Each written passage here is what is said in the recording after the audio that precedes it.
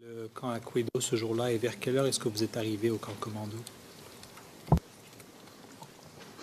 Nous sommes quittés le bazar vers 8 heures et nous sommes allés à Agban. D'Agban, nous avons un peu duré, là c'est vers les 11 heures, je pense qu'on a pris la route pour Abobo. Très bien. Et d'accord. Alors, vous nous avez expliqué avant la pause que suite à ce que vous avez vu, pardon, je recommence. Vous avez vu MDL chef Brice Kamenan et MDL Pégard et vous avez dit ils ont effectué des tirs. Alors, ce que j'aimerais que vous nous expliquiez, c'est qu'est-ce que vous avez vu? Hein, alors, si on prend du moment où vous les voyez transporter les obus, qu'est-ce que vous voyez par la suite? Ils sont quittés vers le PC avec des obus. Ils ont traversé le premier 120 qui était de l'extrémité gauche. Ils sont allés à l'extrémité droite. Et c'est là ils ont mis le premier obus. Il est parti. Ils ont mis le deuxième. Il est parti. Alors, vous, où est-ce que vous étiez quand ils ont tiré les obus? Nous étions dans la cour, à côté des 12-7 rassemblés là. On attendait qu'ils viennent pour passer les autres consignes pour que nous puissions prendre fonction effectivement. D'accord. Alors, une fois qu'ils marchent vers le 120, est-ce que vous les avez vus arriver au 120? Est-ce que vous les avez vus tirer les obus? Oui, je les ai vus tirer. D'accord. Alors, vous nous avez parlé de 2 tirs. Il y avait combien de temps d'intervalle entre chaque tir? Bon, là, je ne peux pas vous dire, mais ça n'a pas duré.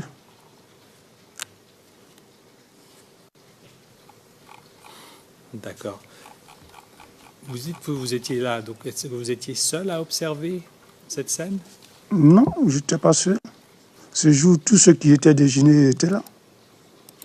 Ce jour, ceux qui sont allés avec, ils étaient là et tous. Il y avait le premier bataillon qui était représenté ces jours. Il y avait le BASA qui était là, le premier BCP.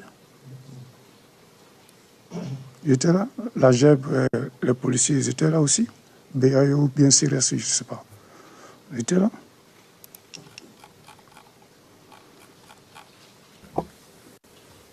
D'accord. Et donc, si j'ai bien compris, c'était ces 3 personnes qui ont participé au tir des obus?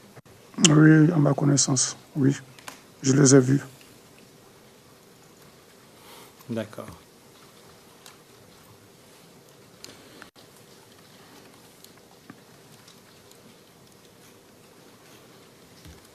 J'aimerais encore une fois vous montrer une image marquée lors de votre entrevue. Si on pourrait appeler le CIV OTP 0037 0468.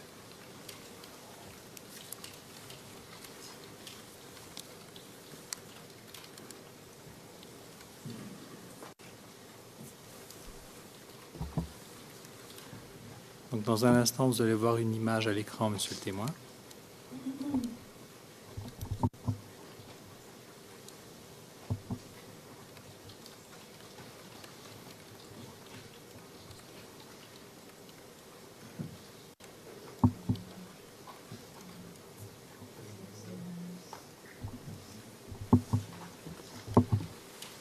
Which channel?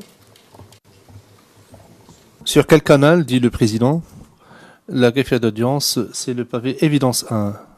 La photographie s'affichera dans un instant. Quand, monsieur le témoin? Oui. Okay. Est-ce que vous reconnaissez cette image? Oui, le camp commando d'Abobo. D'accord. Alors, encore une fois, on voit des emplacements qui ont été mis comme la première image qu'on a vue avant la pause. Encore une fois, est-ce que ce sont les points qu'on voit sur cette image? Est-ce que c'est vous qui les avez indiqués? Oui. D'accord. Alors, si on commence en bas à gauche, on voit... Oui, c'est là. Le premier, un mortier de 120 mm. L'image est partie. OK, c'est revenu. D'accord. Alors, ce qui est indiqué ici, c'est emplacement d'un mortier 120 mm utilisé. Un petit peu plus haut, on voit emplacement d'un mortier 120 mm non utilisé. Oui. Oui, pouvez-vous juste nous expliquer ce que cela veut dire?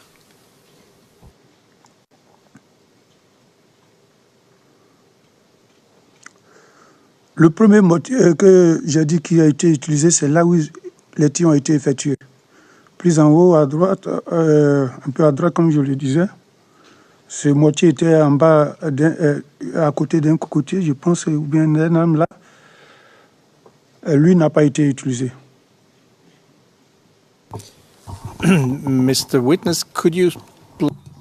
Monsieur le témoin, s'il vous plaît, pourriez-vous parler plus clairement? En effet, parfois, les interprètes ont du mal à comprendre vos paroles. Il faudrait mieux articuler et parler plus près du micro. Très bien. Et là, ici, on voit aussi poste de commandement, PC, Oui. que vous nous aviez mentionné. Alors, vous, où est-ce que vous étiez placé au moment où les tirs ont eu lieu?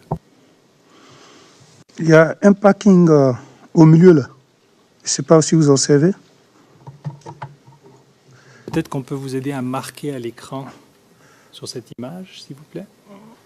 OK, il n'y a pas de problème. On va vous donner un marqueur dans un petit instant.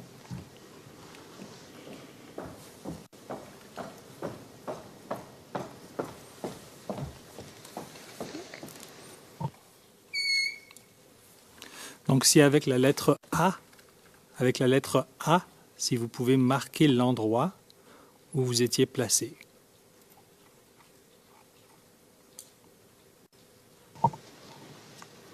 Bon, nous étions regroupés là. Ça, je pense que c'est le parking qui est là.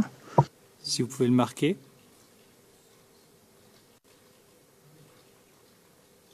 C'est vers ces endroits ici là. Nous étions parqués. Ici. Nous étions vers ici. D'accord. Ah.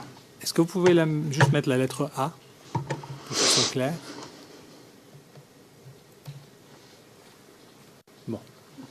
Bon. Ça va aller. Oui, ça va. J'avais déjà écrit là-dessus. C'est devenu qui ressemble à un R peut-être. Bon, je pense qu'on comprend plus ou moins. Donc de là, c'est là que vous avez observé, si j'ai bien compris, les tirs des 120 mm. C'est Oui. cela? Oui. D'accord. Alors, peut-être qu'on peut capter cette image, s'il vous plaît. Merci. Ah. Monsieur le témoin, expliquez-nous un petit peu, j'en ai fini avec l'image. Lorsque ces deux tirs sont tirés, tout d'abord, quel genre de bruit est-ce que ça fait lorsqu'on tire des 120 mm? Quand on tire le 120 mm, quand le but sort, ou quand le but tombe dedans, il sort avec un bruit, et puis quand il tombe avec une autre détonation.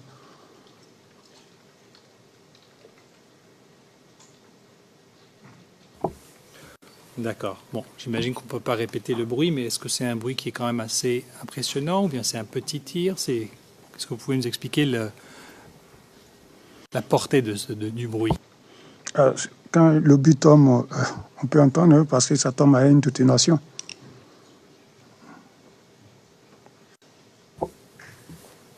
D'accord. Et là où le mortier est emplacé, est-ce que c'est un terrain ouvert ou y a-t-il des murs? Il y avait au camp commando, il faut dire qu'il y a 2 grands bâtiments en étage et puis un PC, 2 grands bâtiments en étage. Un où il y avait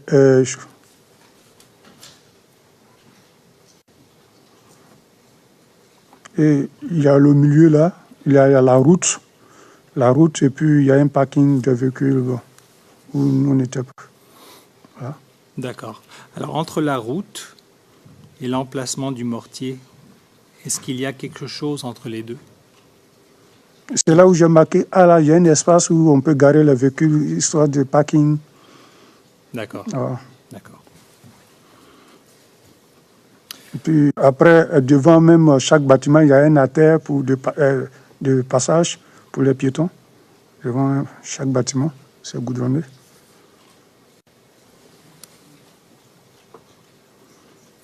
D'accord. Ce que j'aimerais faire à cet instant, ce serait de vous montrer une image différente qui va nous montrer un panorama de 360 degrés de l'intérieur du camp. D'accord? Can we? Yes, Your Honor. Le président peut? Non. Pourrait-on d'abord parler des non utilisés? Qu'est-ce que ça signifie? Que c'était en panne, pas utilisé? Pourquoi est-ce que cela n'était pas été utilisé? Bon, c'est le mortier qui était placé, c'est le deuxième mortier qui n'a pas été utilisé. Ils n'ont pas tiré, il n'était pas en panne. So there could have been shot, but it Donc on aurait pu l'utiliser, mais il n'a pas été utilisé, c'est ça?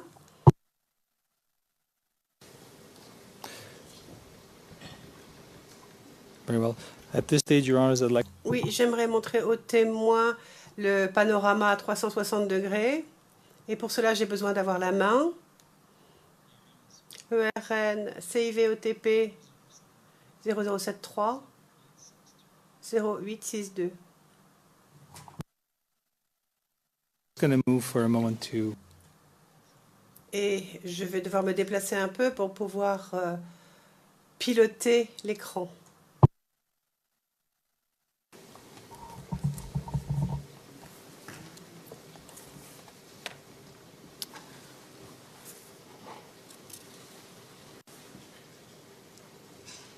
The prosecution has the floor too.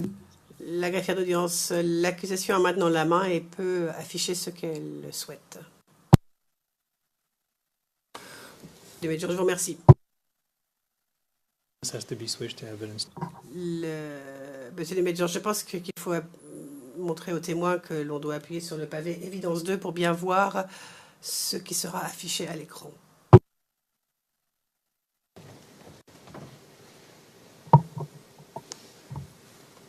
D'accord. Alors, monsieur le témoin, ce que je vais vous montrer, c'est une image à 360 degrés. Donc, on pourra manipuler un petit peu l'image pour se placer. Est-ce que vous voyez la souris qui bouge sur l'écran présentement? Oui, oui. Ok, ça c'est moi qui le contrôle. Et c'est le panorama numéro 14. Et je vais fermer la carte et je vais vous montrer un petit peu ce qu'on trouve ici.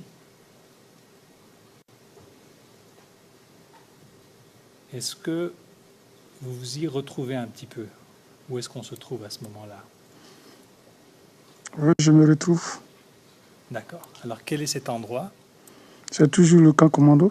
D'accord. Et si on commence peut-être avec la porte verte qui est là.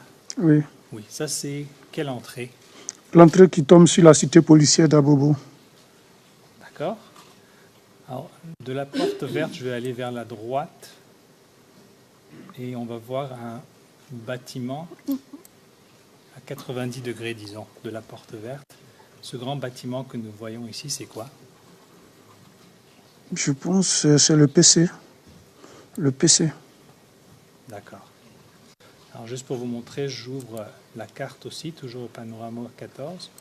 Donc, vous aviez la porte verte qui était à notre gauche. Et là, ici, à 90 degrés, c'est ce que vous dites, ce serait peut-être le PC? Oui. D'accord. Ensuite, ce que j'aimerais faire, c'est aller au panorama numéro 10, en bas à gauche, qui semble d'être près de l'emplacement du mortier que vous aviez indiqué sur l'image précédente. D'accord? Alors, je vais appuyer dessus, c'est le panorama numéro 10. Et je vais faire le tour d'abord pour essayer de vous situer un petit peu.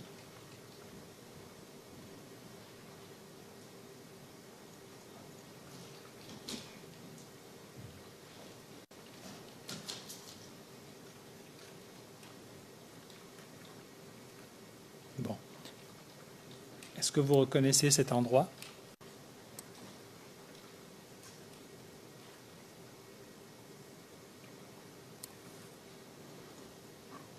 Oui, D'accord. Alors, sur la carte, si vous voyez bien, on est en bas à gauche du camp, de l'image qu'on a vue tout à l'heure. oui.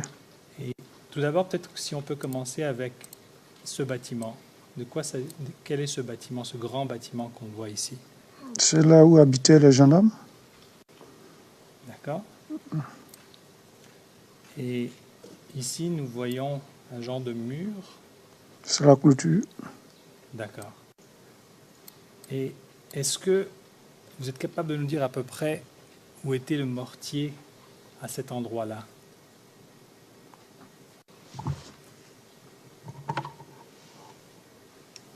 Le mortier était accueilli par là. D'accord. Je peux marquer quelque chose là-dessus? Je me réfère au greffe. Je pense qu'on doit faire une prise de l'image. Oui, alors juste un petit instant, on va vous aider là-dessus.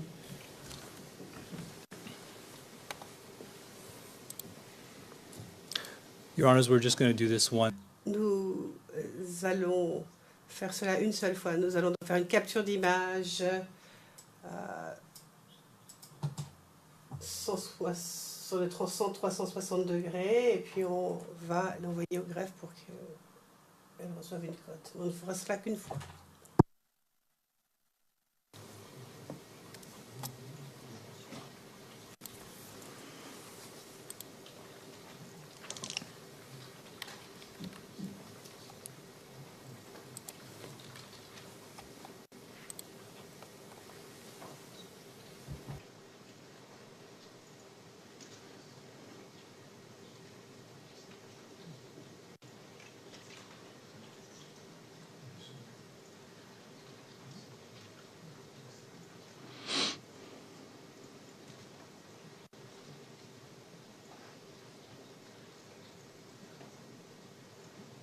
Okay, the image was sent to the... L'image a été envoyée au greffe.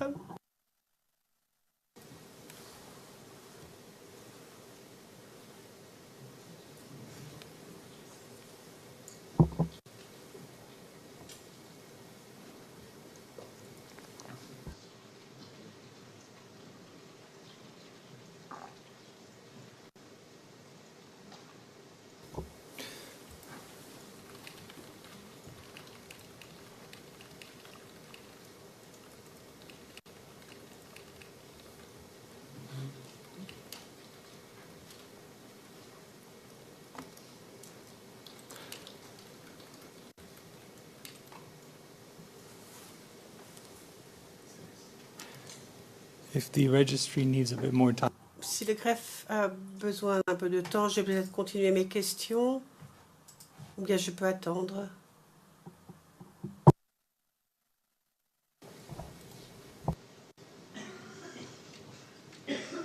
Okay. So I think for the witness, we will have to... Je pense que c'est bon. La greffière d'audience, c'est maintenant disponible sur le canal Évidence 1 sur le pavé.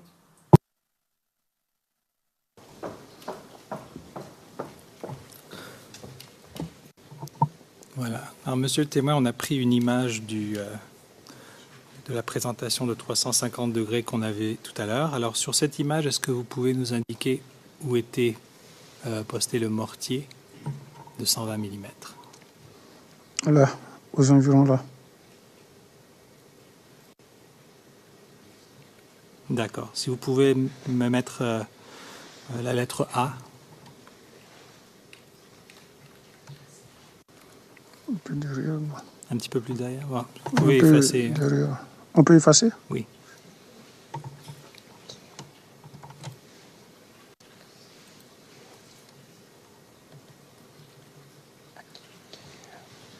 Donc, vous pouvez faire un point rond en bleu si vous préférez.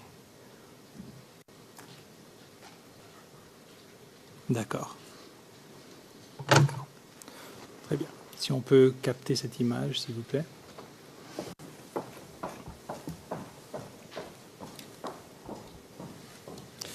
Alors, monsieur le témoin, si j'y reviens à cette question des tirs, une fois que les tirs ont été tirés, est-ce que vous avez appris par la suite s'ils ont touché une cible quelconque?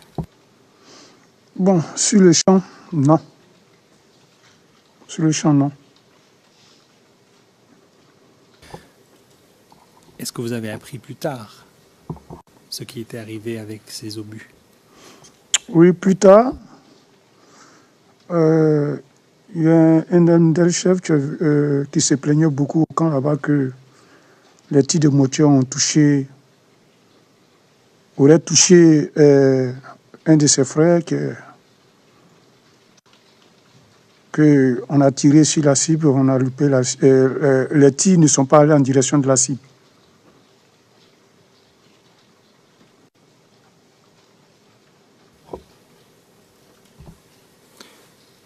Il s'agissait de qui était ce MDL chef? MDL plutôt, MDL Kangouté.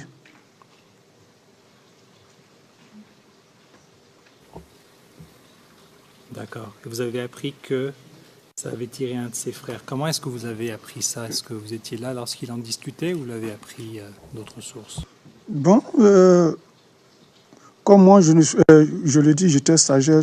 Nous, quand il n'y a pas de service, il y a un arbre au bazar là-bas, on s'asseyait à côté où on échangeait, on discutait, on causait, on passait le temps.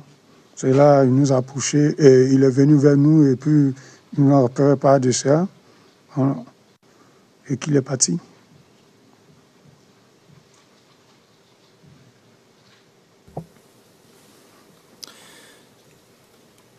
Et encore une fois, au moment où si je reviens au camp commando, au moment où vous observez les tirs des obus, est-ce que vous pouvez nous donner le nom des autres officiers ou soldats qui étaient près de vous, qui auraient vu ces tirs aussi? Qui d'autres auraient vu?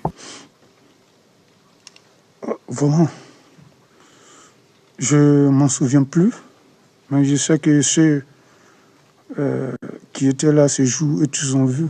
Parce que les tirs, c'est devant tout le monde, n'ont pas caché les tirs. Les tirs ne se cachent pas. C'est devant tous ceux qui étaient là. Les tirs sont partis. La descendante, comme nous qui étions arrivés. D'accord. Monsieur le témoin, j'aimerais vous montrer une vidéo qui aurait été prise quelques jours après, le 22 mars, qui aurait apparu à la télévision ivoirienne, la RTI. Le numéro, c'est le CIV OTP 0075 0077, numéro 44 sur notre liste. Nous allons montrer la portion allant de 1h44,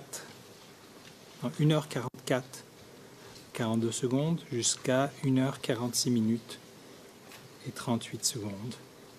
Est-ce que vous voyez une image à votre écran, monsieur le témoin? Pas encore. Pas encore. Nous devons aller sur Evidence 2. Voilà.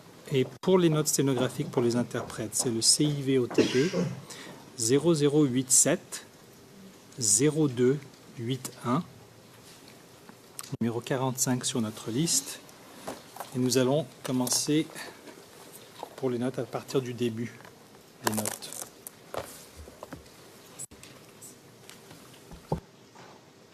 Et c'est public. Donc si on a le d'accord, le OK des interprètes, si on peut y aller. Oui, d'accord, merci beaucoup. Alors on va commencer à la ligne 5 et on s'arrêtera à la ligne 18. Alors on peut y aller.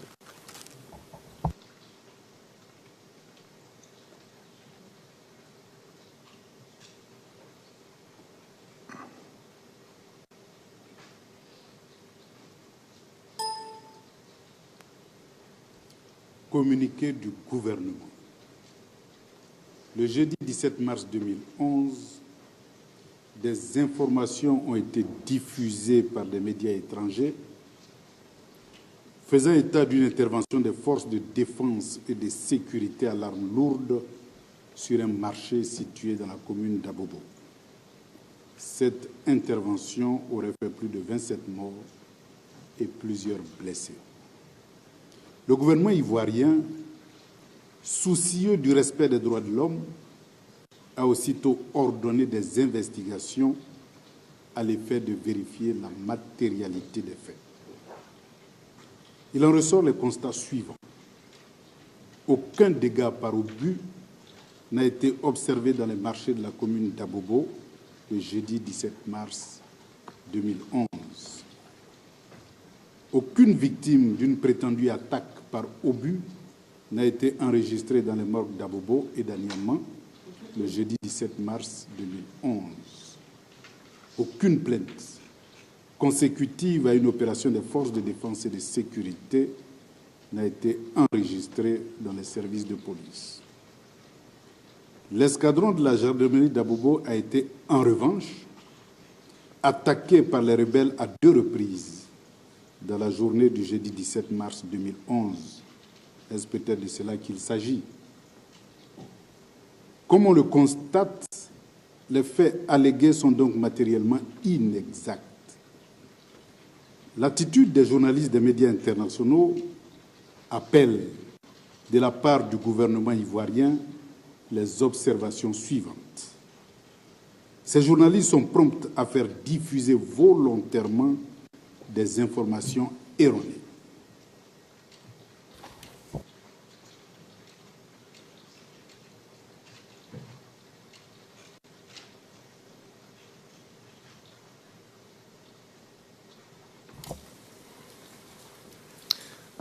Monsieur le témoin, première question. Est-ce que vous avez déjà vu ce communiqué télévisé? Ce communiqué, j'en ai entendu parler de ça, mais je n'ai pas vu. Je n'ai entendu parler de ça, mais je n'ai pas vu personnellement. Quand est-ce que vous en avez entendu parler? Je pense, quand nous étions rentrés, ils ont dit qu'il y a eu un communiqué. Donc, mes amis m'ont situé là-dessus. J'ai dit, ah bon, d'accord. Mon cher, c'est que chacun peut-être sa vie. Moi, c'est pas moi, je serai là pour dire quoi que ce soit.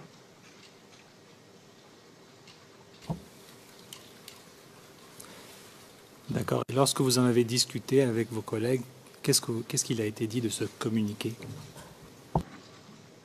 Ils m'ont dit qu'il y a eu un communiqué disant qu'il n'y a pas eu de tir, que personne n'a fait quoi que ce soit. Bon, ok, il n'y a pas de problème. Mais ceux qui étaient là, eux tous, ils savent qu'il y a eu des tirs de mortier ces jours-là. Ils savent bien qu'il y a eu des tirs de mortier, je pense, à Bobo, au camp commando, effectués par Pega et puis l'MDL chef Kamalan Brice. Donc, je ne sais pas. Comme je ne me souviens pas aussi de la date exacte où les obus ont été tirés, mais je pense que c'était en masse. C'était en masse. Mais le jour exactement, je ne sais pas. Mais je pense que quand il parle de la gendarmerie qui a été attaquée, oui, les gendarmes ont fui, et c'était la brigade des gendarmeries, parce qu'ils ont quitté les lieux. Ils ont rejoint le camp commando. Ils étaient là-bas avec nous, effectivement. Mais je pense qu'il y a eu des tirs. Moi, je le confirme.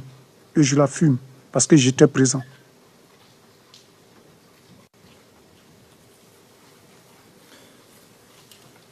Monsieur le témoin, le communiqué indique aussi que le gouvernement ivoirien a ordonné des investigations pour vérifier la matérialité des faits.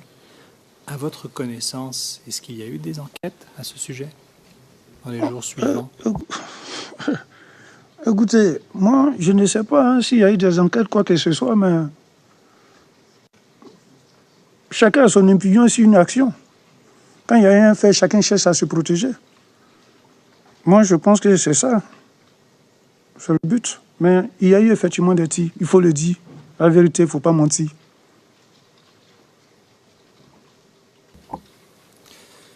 Merci, monsieur le témoin. J'en ai fini avec ce sujet. J'aimerais revenir sur une réponse que vous nous avez donnée ce matin. Si vous vous rappelez, je vous aviez posé des questions au sujet du colonel Dadi et des allusions qu'il avait fait du président Gbagbo. Vous nous avez dit, c'est à la page 55 des notes ce matin, que c'était pendant la période de la crise post-électorale qu'il faisait allusion. Il a même dit qu'il y aura des voitures quand il allait voir le président. Oui. Alors, la question que j'ai pour vous, est-ce que vous pouvez nous expliquer, est-ce que vous saviez à l'époque que le colonel Dadi allait voir le président?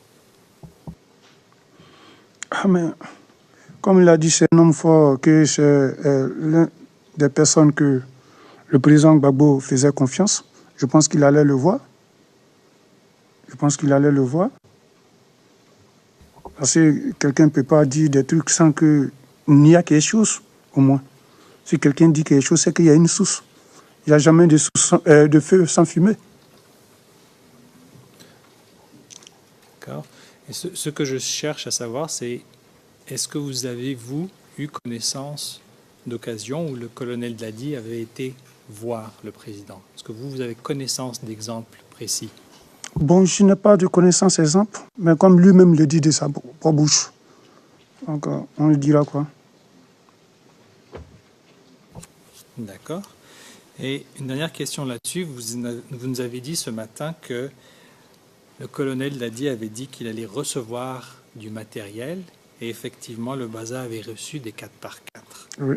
Est-ce que vous avez d'autres exemples de la sorte, d'autres matériels qui ont été reçus?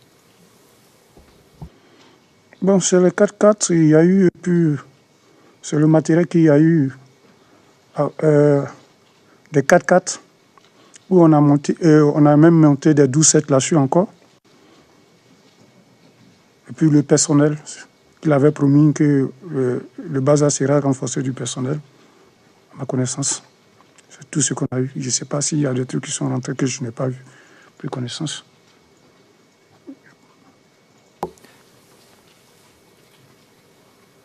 D'accord. Et d'accord. Juste un petit instant. OK. Très bien. Monsieur le témoin, j'ai deux autres sujets à aborder avant de terminer mes questions. Après cette mission dont vous venez de nous parler, vous avez aussi dit que vous aviez eu une mission à PK-18. Est-ce exact? Oui. Alors, est-ce que vous pouvez nous expliquer tout d'abord quand est-ce que cela a eu lieu? Je pense que c'est un soir. Ils ont dit qu'il y avait des individus qui empêchaient la circulation au carrefour PK-18. Donc notre mission était d'aller dégager ces personnes de là. Nous sommes partis du Baza jusqu'à la Maka, en passant par Yopougon. On a pris Baza à Yopougon, nous sommes venus à la Maka. On a trouvé la police qui était sur place déjà, la gendarmerie qui nous attendait. Donc on a fait chemin, on est parti. On est parti au carrefour PK-18. Pour nous situer dans le temps, est-ce que c'était avant ou après votre troisième mission à Bobo? Oui, c'était vers la fin de mars, hein. Pratiquement vers la fin de mars. D'accord.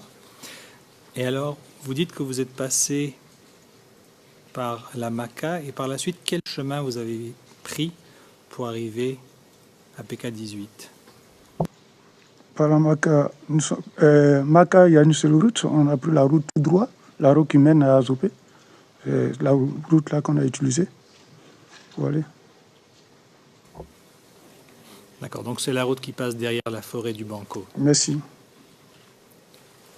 Et avec quel armement est-ce que vous êtes parti? Chacun avait son armement individuel AK. Nous sommes partis avec un butube.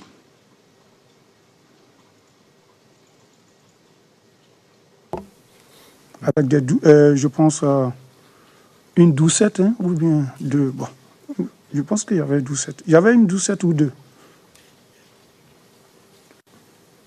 Je ne sais plus. D'accord. Et par rapport à ces individus qui causaient des problèmes de circulation, quelles étaient vos instructions? Notre instruction, c'était d'arriver à les dégager de là. Et nous sommes arrivés, effectivement. Il y a eu des champs de tir, parce qu'il y a un de nôtres qui était blessé. Il était sur le chargeur sur une doucette. Il était blessé au bras. Il y a eu des champs de tir. Mais on a pu les dégager, ils sont partis de là. Et est-ce que les éléments de la BASA, vous avez tiré aussi? Oui, on a tiré. On a tiré. Ok. Et votre ordre de tirer venait de qui? Notre chef était le capitaine Assis.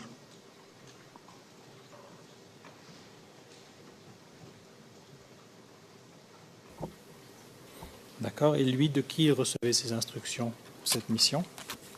Bon, je ne sais pas, mais lui, je pense que chose qui est arrivée, il y avait plein d'officiers là-bas. Je pense qu'il y avait la gendarmerie qui avait un officier, la police aussi. Bon, les trois coordonnateurs. Bon, nous, on était toujours ensemble avec lui. Lui, c'est lui qui nous donnait les ordres directement sur le terrain. D'accord.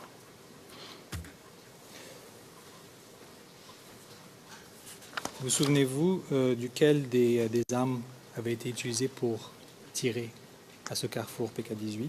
On a utilisé le bitume, on a utilisé la doucette, on a utilisé les AK.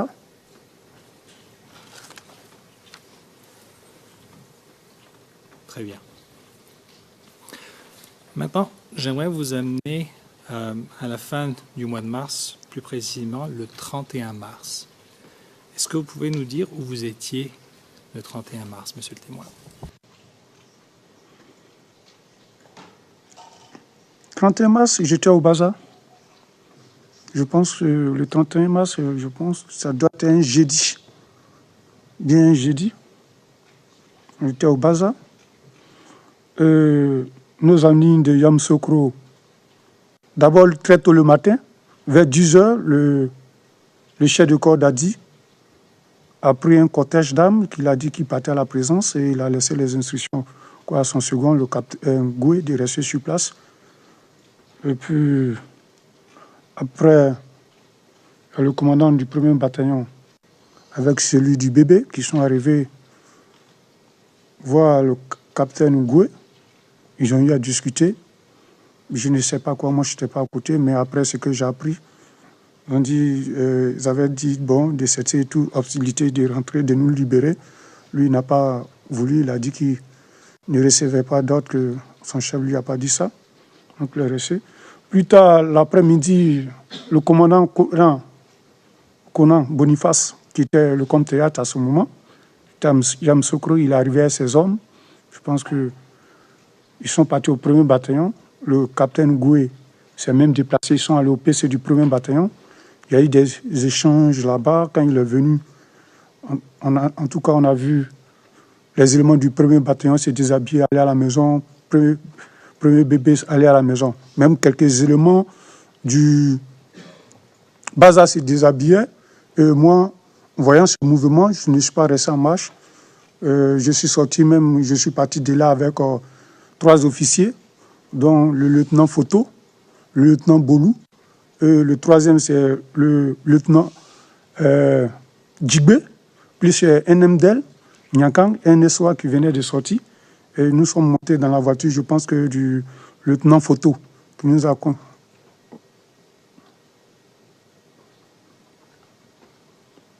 Oui, on vous demande de ralentir un petit peu. Je sais que vous avez toutes vos idées dans la tête, mais le débit doit être un petit peu plus lent pour qu'on puisse interpréter et taper vos réponses. Ok. D'accord. Alors, si je peux recommencer au début de votre réponse, un par un. Tout d'abord, vous nous dites que vous avez appris que le chef de corps d'Adi a pris un cortège d'armes et qu'il est parti à la présidence. Oui. Alors, tout d'abord, comment est-ce que vous avez appris cela? Non, c'était devant nous. Et le cortège s'est constitué devant le PC sur le goudron. Et ils sont partis devant tout le monde. Vers les 10 h. Et ce cortège était composé de quoi, monsieur le témoin? Il y avait des doucettes. Il y avait des doucettes, des mortiers aussi. Chose qu'on appelle des canons de vin. Et ce matériel qui sont partis. Et des mortiers de quel calibre? Des mortiers, je pense qu'il y avait 82, 81, 82, je ne connais pas le calibre, je ne me souviens pas. 81, 82, et puis avec un mortier de 120 qu'ils avaient tracté, je pense.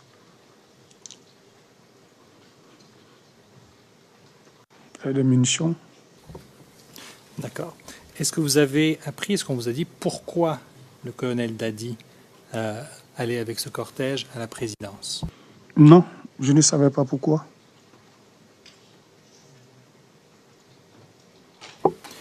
D'accord. Alors, par la suite, vous nous avez parlé de deux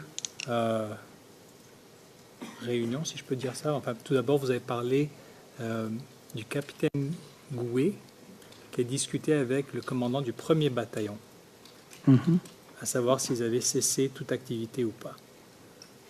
Vous avez dit, lui, il a dit non. Donc lui, vous parlez du capitaine Goué? Oui, oui. Okay. Il avait discuté avec le colonel Adjoumani du premier bébé du bataillon blindé, avec le chef de corps du 1er bataillon.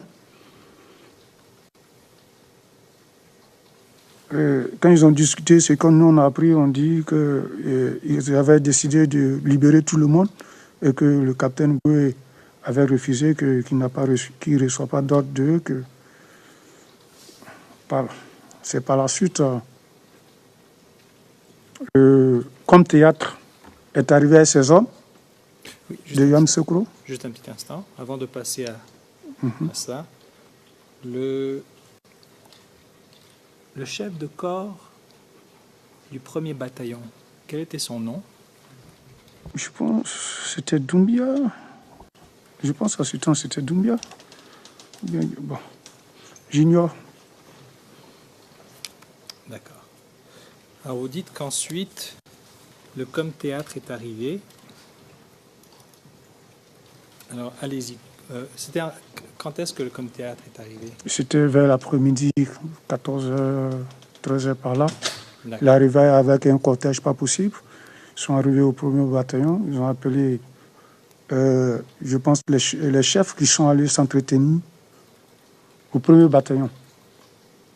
À l'issue, quand le capitaine Goué est arrivé du 1er bataillon, on a vu les gens du 1er bataillon et puis le bataillon blindé se déshabiller, se mettre en civil, aller à la maison. Donc c'est ainsi que certains éléments même du Baza ont commencé à faire ça. Donc moi, j'ai suivi le mouvement. Je suis parti de là au Baza avec 3 officiers qui étaient lieutenants à ce moment. Actuellement, je pense qu'ils sont capitaines. Plus un MDL. Nous étions 5 dans la voiture. C'est la voiture du lieutenant Photo qu'on avait utilisée. C'est dans ça qu'on est monté pour partir. D'accord. Alors, comment est-ce que vous avez appris de cette réunion avec le com-théâtre et les commandants que vous avez indiqués au 1er bataillon? Comment est-ce que vous avez appris de cette réunion? Bon, je pense que quand comme théâtre qu'on est arrivé au 1er bataillon, il a envoyé quelqu'un venir appeler le capitaine Goué, le colonel Dadi, qui n'était pas là, c'est le capitaine capitaine Goué qui est parti. À la suite, il est venu et quand de son retour, on a observé haute attitude sur son visage qu'on disait que... Et puis à la suite, on a vu les gens partir à la maison. On a su que vraiment ça n'allait pas. D'accord. Est-ce que le capitaine Goué s'est adressé aux membres du BASA qui étaient sur place? Oui, il ne nous a pas rassemblés en tant que tel pour en parler. Bon, ceux qui venaient, ils disaient que certains éléments veulent, le premier bataillon veut cesser les hostilités, qu'il fallait que nous on soit organisés, qu'on s'organise pour prendre tout le camp, parce que le nouveau camp est constitué de 3 unités. Il y a le premier bataillon, il y a le bébé, il y a le BASA. Donc il fallait qu'on s'organise pour assurer la sécurité du camp.